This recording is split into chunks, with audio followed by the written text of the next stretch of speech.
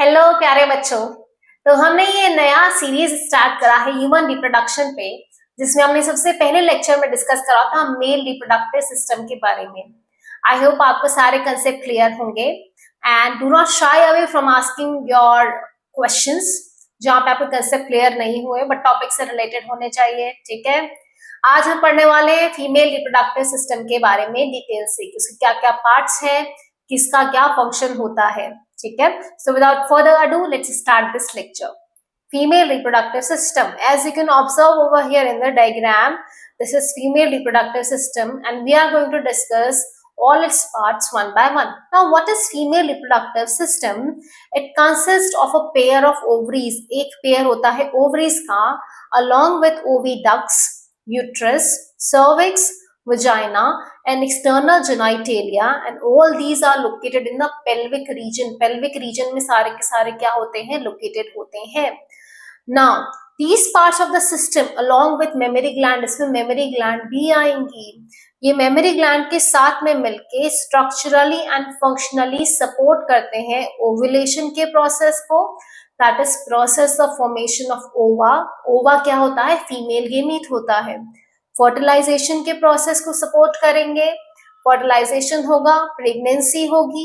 ठीक है, child birth का जो प्रोसेस है एंड चाइल्ड बर्थ के बाद में जो पोस्ट बर्थ नेटल केयर है हमारे पास में चाइल्ड की, तो ये सारे सिस्टम इन सारी प्रोसेस को मिलके क्या करते हैं, फंक्शन करने के अंदर में हेल्प करते हैं. गेमीट फॉर्मेशन से लेके fertilisation, pregnancy, delivery of the baby and child care, इन सब में ये सारे सिस्टम क्या कर रहे हैं, मिलजुल के काम कर रहे हैं. तो इन सब को हम डिटेल के अंदर में इस लेक्चर में पढ़ने वाले हैं. Now as you can observe over here in the diagram, female reproductive system में हमारे पास में क्या है, एक पेयर आ गया ओवरी का.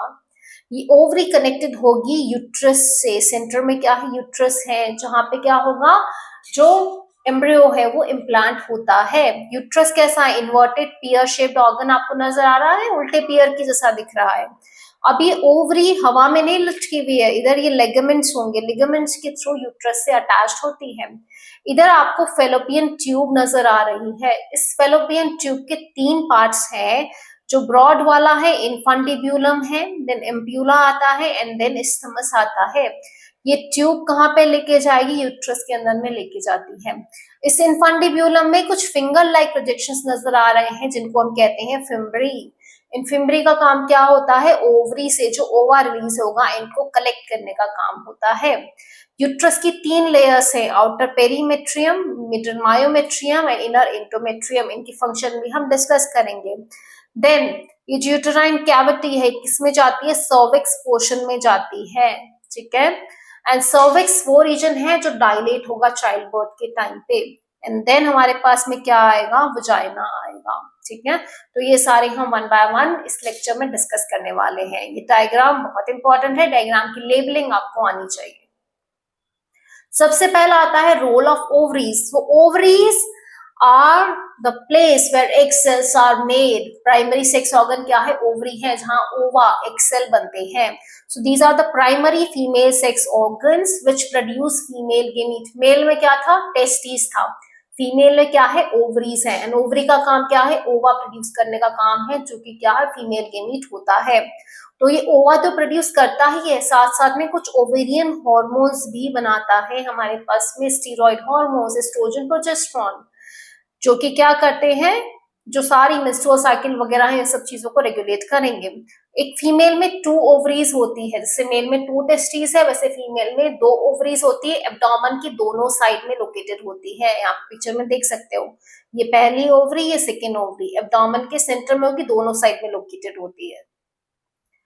हर ओवरी एक थिन एपिथेलियम से क्या होती है, कवर्ड होती है, जो कि ओवेरियन स्ट्रोमा को एनक्लोज करता है. एंड इस स्ट्रोमा को डिवाइड किया गया है पेरिफेरल कॉर्टेक्स में एंड इनर मेडुला. ये जो ओवेरियन स्ट्रोमा होता है ये किस में डिवाइडेड है, जो पेरिफेरल बाहर वाला रीजन है इसको हम कहते हैं कॉर्टेक्स रीजन, और जो सेंटर वाला पोर्शन होता है इसको हम कहते हैं मेडुला पोर्शन. यहाँ पे आपको कुछ फॉलिकल्स भी दिखाई दे रही हैं जो हम डिस्कस करेंगे जब मेंस्ट्रुअल साइकिल पढ़ेंगे.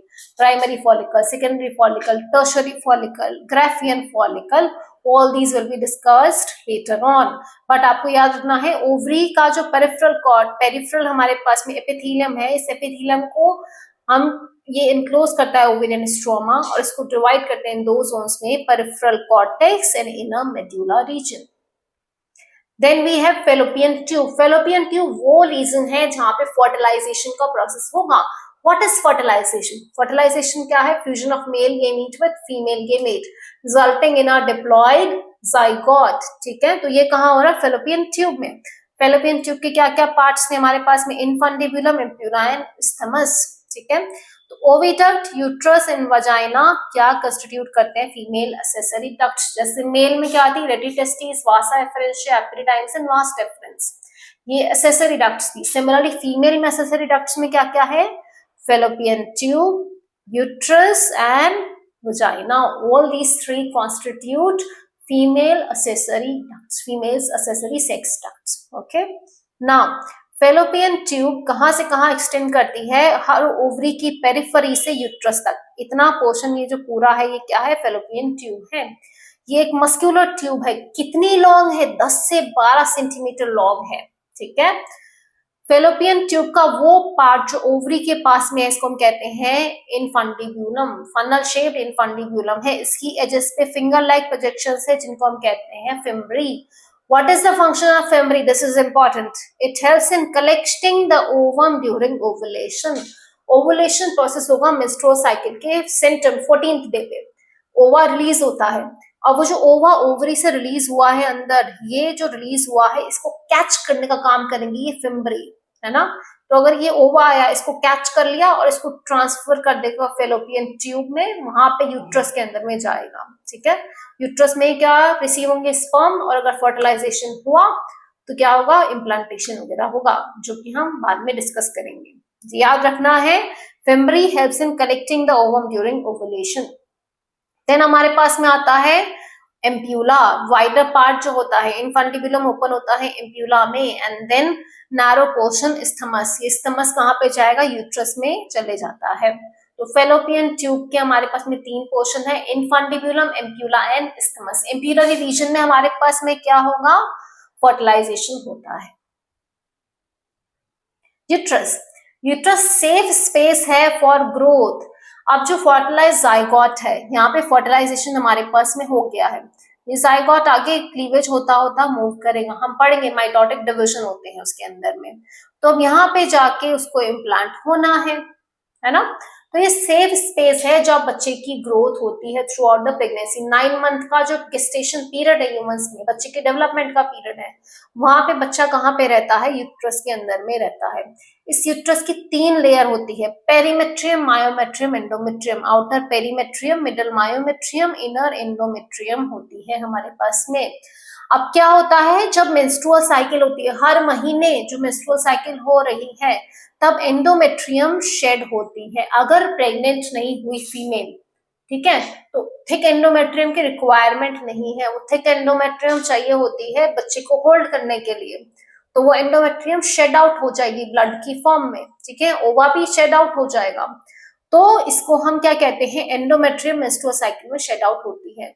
और जब बच्चे की डिलीवरी होने वाली होती है उस टाइम कॉन्ट्रैक्शन किसमें होंगे? ये मिडल लेयर मायोमेट्रियम के अंदर में। ठीक है, 3 लेयर है, perimetrium, myometrium, endometrium. Menstrual cycle में किसमें चेंजेस होंगे? इनरमोस्ट एंडोमेट्रियम में। और बच्चे के बर्थ के टाइम पे कॉन्ट्रैक्शन किसमें होंगे? मायोमेट्रियम के अंदर में होते हैं। यूट्रस सेफ स्पेस है जहां बच्चे का पूरा डेवलपमेंट होता है। सर्विक्स, यूट्रस ओपन होगा नैरो ट्यूब के अंदर में, विच इज सर्विक्स। ठीक है, ये जो सर्विक्स होता है ये कनेक्ट करता है यूट्रस को वजाइना से। मेंस्ट्रुअल साइकिल के टाइम पे ब्लड क्या होता है? इसी से ही पिक्चर में आप देख सकते हो, ब्लड यहाँ से ही सर्विक्स से फ्लो करके आ रहा है। ये पोर्शन क्या है? वजाइना है, वजाइना के थ्रू रिमूव आउट हो जाएगा। सर्विक्स की कैविटी को हम कहते हैं सर्विकल कैनाल। सर्विक्स की cavity is known as cervical canal. इस cervical canal along with vagina form करेगा बर्थ कैनाल, क्योंकि बच्चे का बर्थ तो यहीं से होगा ना। बच्चे के बर्थ के टाइम पे इतना नैरो पैसेज सोचो, और बच्चा कैसे आएगा बाहर? तो ये सर्विक्स क्या होगा? डायलेट होता है। ठीक है, ये डायलेट होगा हमारे पास में, फैलेगा ये सर्विक्स, तो ये डायलेट होगा। तो ये cervical canal along with vagina क्या फॉर्म करेगा? बर्थ कैनाल, जिसके थ्रू बेबी का बर्थ होता है। वजाइना क्या है, एग्जिट पाथ है, ठीक है, जहां से क्या होगा, बच्चे का बर्थ होगा, मेंस्ट्रुअल साइकिल के अंदर में ब्लड जो होगा वो भी एग्जिट होगा, स्पर्म का एंट्री भी तो वजाइना के थ्रू ही होगा, है ना, स्पर्म का एंट्री भी यहीं से ही होगा, तो एग्जिट पाथवे भी है, बर्थ कैनाल भी इसको मान लेंगे हम, ठीक है। वजाइना कैसा था, फ्लेक्सिबल होता है, ऐसे टिश्यूज होते हैं जो बेबी के बर्थ के बाद भी उसको ओरिजिनल शेप में क्या होंगे, लेकर आ जाते हैं, तो फ्लेक्सिबल टिश्यू से बना हुआ होता है, जो क्या कहते हैं, elastic tissue, expand and contract हो सकते हैं इजीली। अब आता है हमारे पास में फीमेल एक्सटर्नल जेनाइटेलिया, मेन आपने पढ़ लिया, फीमेल रिप्रोडक्टिव सिस्टम में हमारे पास में क्या क्या है, यूट्रस है, सर्विक्स है, विजाइना है, फेलोपियन ट्यूब था हमारे पास में। एक्सटर्नल जेनाइटेलिया क्या है फीमेल का, तो एक्सटर्नल जेनाइटेलिया में हमारे पास में सबसे पहले आता है मॉन्स प्यूबिस। आपकी एनसीईआरटी में डायग्राम नहीं है बट मैं डायग्राम से समझा रही हूँ, ठीक है। सबसे पहला मॉन्स प्यूबिस जो अपर पोर्शन है, इसमें क्या है, हेयर्स प्रेजेंट होते हैं, ठीक है, तो हेयर या आउटग्रोथ यहाँ पे पूरे मॉन्स प्यूबिस पे होती है।